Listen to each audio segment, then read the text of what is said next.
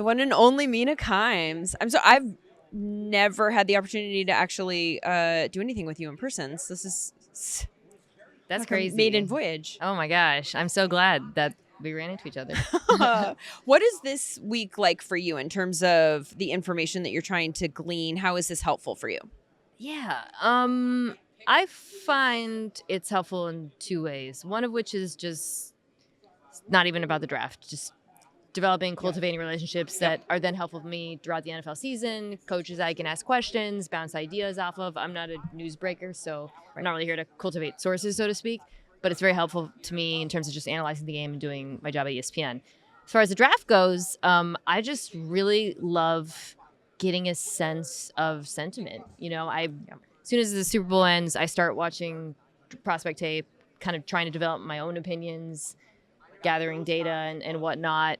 But it's not really until I get here that I feel like I truly get a sense of how other people think, if that makes sense, other than maybe like looking at mock drafts here and there. So I find that very helpful, both talking to media and people on teams. How do you determine, because you're obviously you're looking at the tape yourself and coming up with your own evaluations. How do you determine where to start with that? Yeah, we got our list of like top 100s.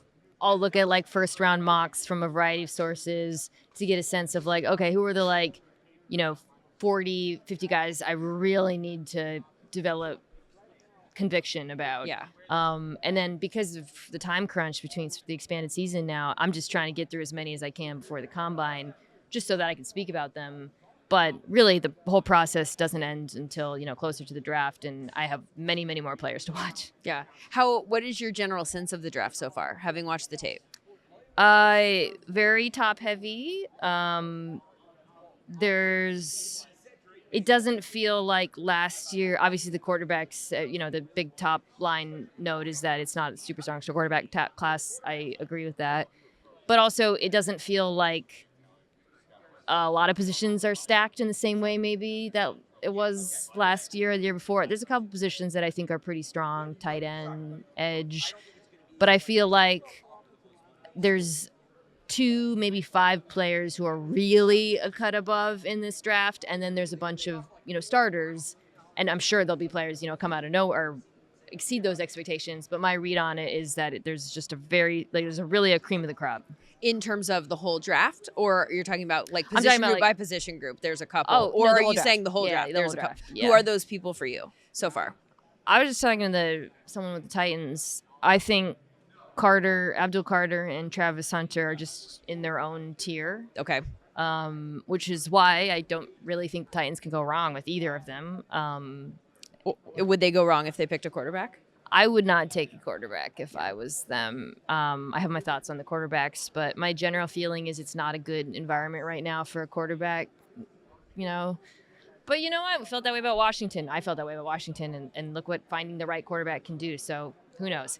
But I also feel like those 2 players are like can't miss guys. Mm-hmm. And so for me, it's like you're in a much more challenging place if you're picking, 5 or 6 or whatever. And you actually have to, there's really, really good players after that. But I feel like those are the only 2 truly obvious ones to me. How do you view the quarterbacks in terms of the order and then how much you actually like them? Order right now, and I've said this, Cam Ward's my QB1, then I would go Sanders. I actually haven't yet decided whether Jackson Dart, who's kind of a popular QB3 now, seems to be like a fast riser. I feel like nobody knows the QB3. Yeah, I've watched a few of his games, but I want to think on it a little bit more. I've had a chance to watch, some of the other guys, Gabriel, Ewers, Shuff. I'm saying his name right. Shuck. Shuck. But I think there's 2 quarterbacks who I think are first rounders, Ward and Sanders. I think they're first rounders, but I view them, and I think this is pretty common, as being below the top 3 from last year. I think the debate to be had is how they compare to J.J. McCarthy and Bo Nix and Michael Penix, because obviously last year was insane. Wild. And that's where I think it's a little more interesting. How do you balance the opportunity cost at the top of the draft with the quarterbacks? Like if you take a quarterback, and I haven't heard anybody say, like, in terms of talent, they're top I mean, maybe somebody's out there saying like one of them is in the top 5, but like for the most part, they're outside the top 5 from a big board standpoint. But then everybody mocks them so high because of need. So it feels like, I mean, obviously, if you need a quarterback, you need a quarterback, and these are the best available. And so, but you could miss out on more of a can't miss type prospect. Yeah. That feels tricky. I think you just really have to really self-evaluate where you are as a franchise. I think part of the reason why most people believe the Browns will take a quarterback is, one, there's not going to be, because of their financial situation, which is self-imposed, there's not going to be a viable path for them in terms of like acquiring a free agent or a trade and extension type thing. So it's going to have to be a rookie quarterback. You could wait a year, but I don't think there's the appetite for that. I also think it's a better situation than Tennessee for a young quarterback. It's easier for me to imagine a rookie quarterback like Cam Ward playing well in Cleveland than in Tennessee. So it makes sense to me. And which, it sounds crazy because it's like, well, these are two teams. They're only one spot apart. Why does it make sense for them to take Cam Ward here and not there, for example? And I think it really just has a lot to do with the state of the roster. I've kind of landed in the last few days, I think, even on Sam Darnold having more leverage than I even thought a week ago, because of the quarterbacks in the draft. Yeah. And the lack of really exciting options in free agency. Matthew Stafford being a separate story, potentially, maybe a related story. Who knows how this is going to go? But I feel like I can place him on so many teams, Stafford. And even you mentioned the Browns, like somebody mentioned, like the Browns could potentially, if they could somehow move some money around and figure that out, that is a perfect way for them to narratively move on. Yeah. Bring in a guy that everybody wants to root for. And now kind of people are back on board from a goodwill standpoint. Maybe they can convince Myles, like, look, it's not a project. It's not a rookie. Like maybe we can be good sooner.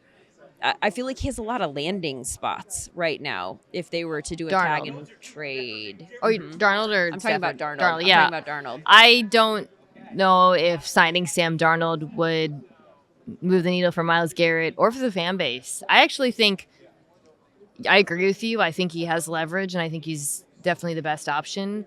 But also, he's not a slam dunk. There's a lot of question marks around. Obviously, the way he finished the season is still very much in people's minds. He is also a quarterback that I think is very situation dependent, very pressure sensitive. We saw that again at the end of the year. So, in my mind, like, you would really want to see him land somewhere where he actually can thrive. And there's a lot of teams where I don't think he would, to be honest. What are the ones that you think he would?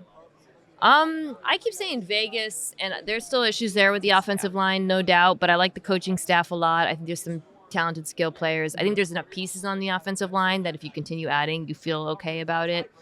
Cleveland would be great. I just think financially, I suspect it won't make sense. That was what I said too. But then the argument was made to me about moving some pieces around and like look at the Saints and all of that. And so I was like, well, if they could get rid of the financial aspects of it, then I could see it checking several boxes.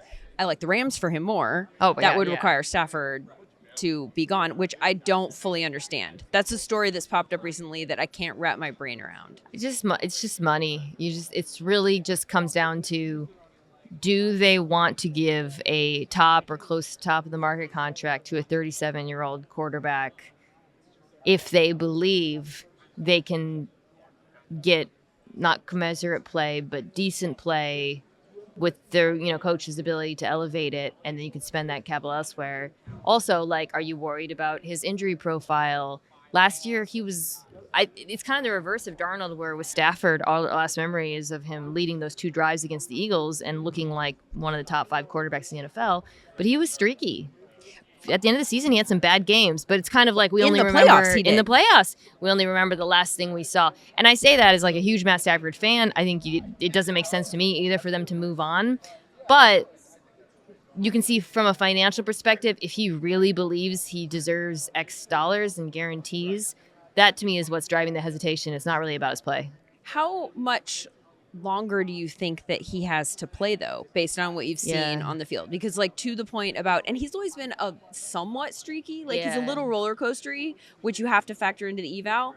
But for me, it's just a weird year to have him at the end of the year say, I want more money, when the numbers would seem to indicate that if you're just looking at the numbers, and there's always context that's necessary, and maybe there's an injury or maybe there's some explanation for it, but it would seem more like I'm now raising questions about whether we're on the downslope, as opposed to we're going to be around for a very long time and please pay me. I think part of the reason you feel comfortable that he can still play at this level for a few more years, his arm strength hasn't waned, at least to my eye. He's still, and you certainly saw this in that game, but there's a few games, especially last year, where he still makes really difficult high-end NFL throws, kind of throws that very few quarterbacks can consistently make.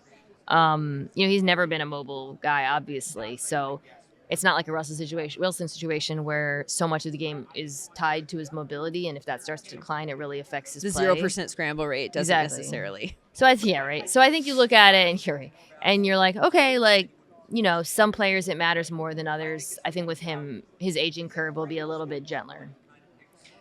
Do you think that the quarterbacks are the most interesting puzzle piece for the offseason this year, or is there something else that you've got your eye on? I think that's, the Garrett thing I don't think is going to be resolved anytime soon. That's one where it would probably drag out for a while, and I think based on everything the Browns say, they're not going to give in. How far do you think it could get dragged out? Just depends on whether or not he's actually willing to hold out. But for them, too, I don't remember the exact numbers, but a post-June move would be a lot easier for them to absorb, I believe. Now, then you don't have the benefits of the picks in this draft, of course.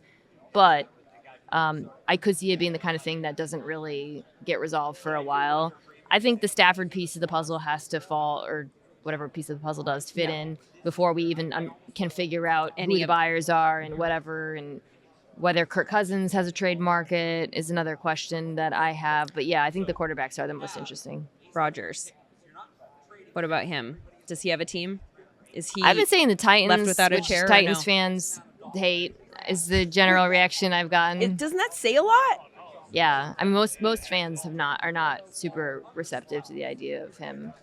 I think with Rodgers, what's tricky is he still is can give you plus quarterback play, but one, obviously he is declining and you see that, but two, the offense is his offense. So I think, there's a lot of teams around the NFL where you're just if I'm a coaching staff, why do I forget all the other stuff that comes with him? Do you want to run his offense or do you want to run your offense? And I think that creates a lot of conflict. Plus the stuff that comes along with it. Yeah, right. So, and the teams that we're talking about that are looking for quarterbacks are ones that are largely maybe outside the Rams. Yeah. In a position where you're kind of looking to build something. Pittsburgh is the only other one that's other true. than Titans where I could see there being some interest. That's true. Oh, God, Mina. So We'll good. see. Thank you so much for your time. Appreciate it. Thanks for having me. This is a fun off season.